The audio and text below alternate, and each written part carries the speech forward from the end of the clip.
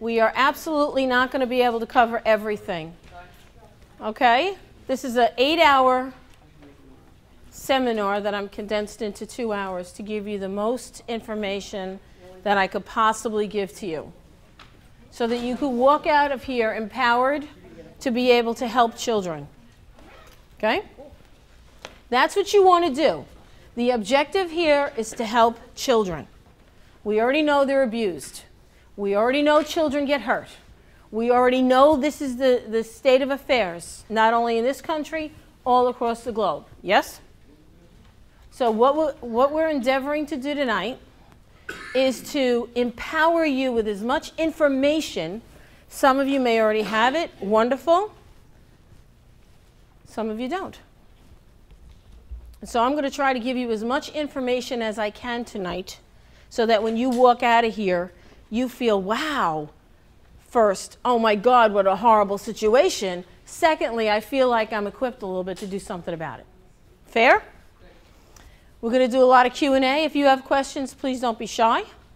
Ask anything you wish. If I have the answer, I'll give it to you. If not, I'll do my best to find out and get back to you. Is that fair?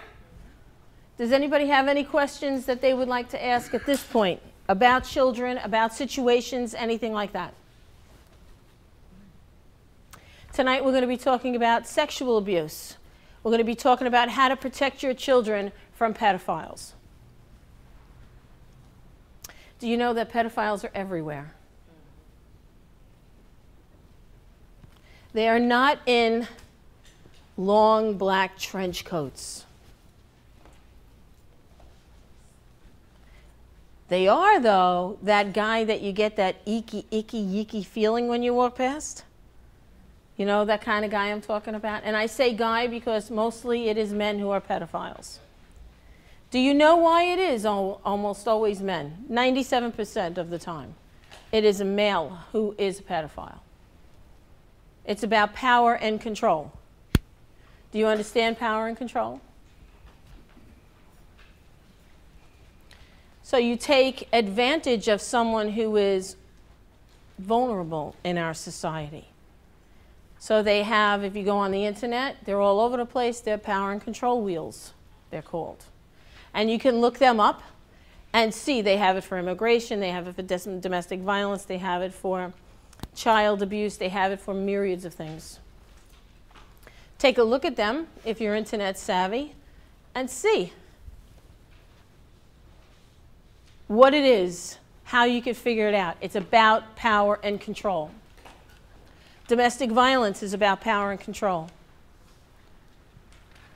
When you talk about a pedophile and you talk about a propensity for a male to want to be with a child, it's not a sexually driven mindset. It's about power and control. Does that make sense to you? Always? Well, not to say that they don't get sexual gratification. We're going to go into that in a minute. I am going to... Yes, it's part of the power and control. I'm going to talk about some pretty graphic things. I'm going to make you uncomfortable. I'm going to take you out of your safety zone. And I want to do that because that's where the pedophiles live. They live out here, not where we are. So it's going to make you uncomfortable. Are you willing to get uncomfortable tonight? Yes. I had a good friend of mine I grew up, well, not good friend, a friend of mine I grew up with, I knew 32 years, was engaged to my sister, got my niece drunk and had sex with her. How old was your niece? 15 years old. He served 4 months out of a 6-month sentence. How long ago? 2 years ago. And I seen him. Shows you the value of children. He's on the Parents in Megan's Law list. What was that? He lives in Rocky Point. Is he on Megan's Law? Yeah. You'll see in the book. We talk about Megan's Law. We talk about the different laws that are out there to protect the children.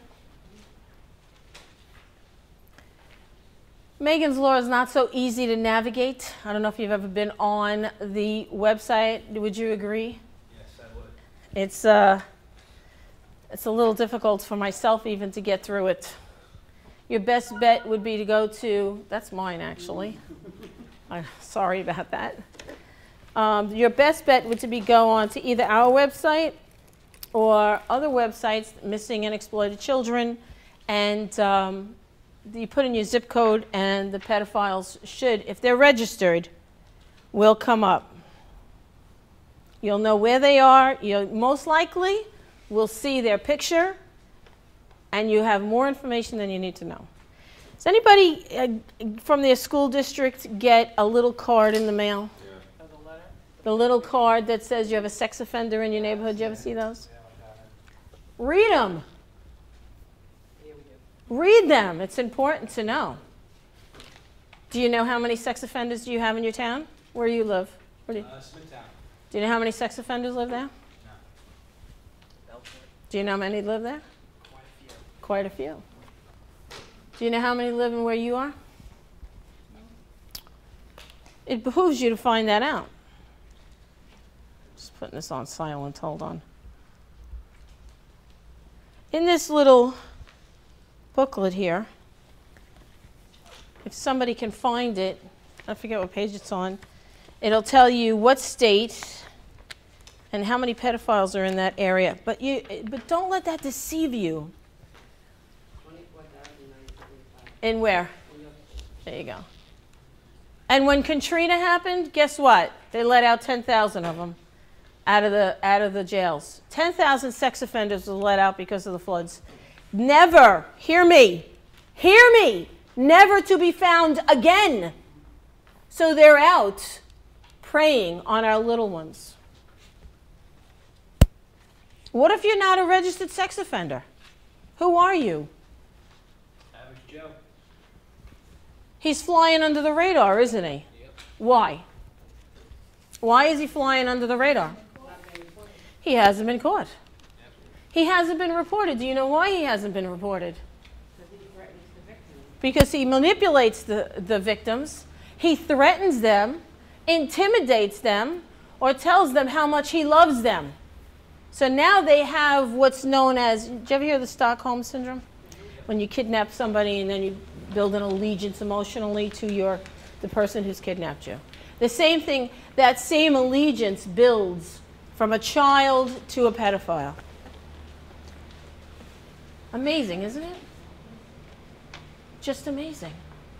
How they can hurt little children over and over and over and over and over and over and over again. Now, I'm going to go through some statistics for you. Some of them might be shocking, some of them may not be. One pedophile, let's call him Ped for a moment. How many people do you think he will molest in his lifetime? Just give me a ballpark number. 11, 12, 15, 70, 60, 30, what? It's between 45 and 75. If that same pedophile is a priest, guess how many? The priest? Mm-hmm. About double. I would think hundreds. Yeah? All the altar boys. Hmm. Up to 370. Wow. That's one. That's one. So if a pedophile is on every corner, whether he's under the radar or not, do you Why is that with the priests? I know they do focus on that. because Because it's the trust. well, first of all, let me just explain to you why a priest has the ability to do this. By going like this. Why do you think a pedophile only can do this many? People trust the priest. Trust. But generally, this pedophile is caught. For the most part. A lot of them are caught. So there are gaps. This is well known and documented that there are gaps. There are time periods, let's say they'll molest for 10 years. Then they might stop for 5 or 6 years. Then they'll start again for another 5 or 6 years. So there are gaps. As their situations in life change, maybe they've moved, maybe their kids are grown. Because pedophiles is a large number of incest.